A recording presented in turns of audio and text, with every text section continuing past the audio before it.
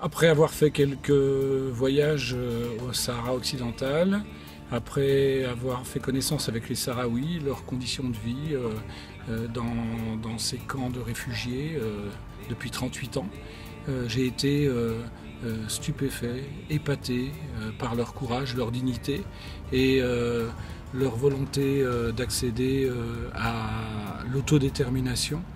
Et j'ai remarqué que empêchés de nomadisme, on les empêchait de transmettre leurs traditions, leur code culturel, mais qu'ils se tournaient progressivement vers de nouveaux moyens de transmission. Et j'ai découvert des trucs hallucinants. On a rencontré une directrice d'une société d'édition littéraire au milieu du désert. On a vu un festival international de cinéma au milieu du désert.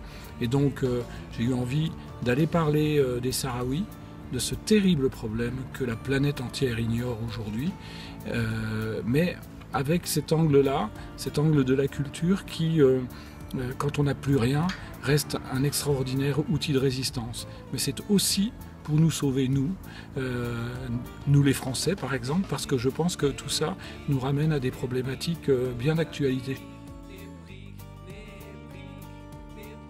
Participer à produire ce documentaire, c'est faire un acte de résistance partagée, c'est faire un acte de solidarité, parce que ces gens-là vivent dans des conditions effroyables et qu'aujourd'hui on a le devoir de leur rendre leur liberté.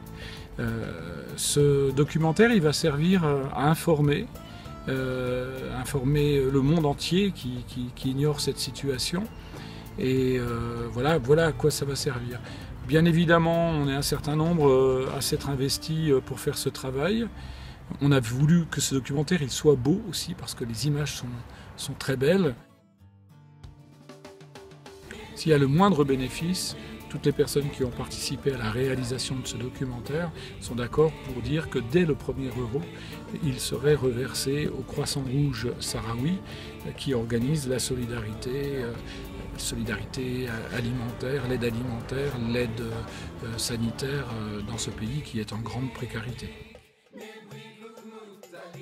N'oubliez pas les Sahraouis, donnez-leur toute l'attention, tout l'intérêt qu'ils méritent. Ce peuple reste digne, mais il attend de nous tous qu'on ne l'oublie pas.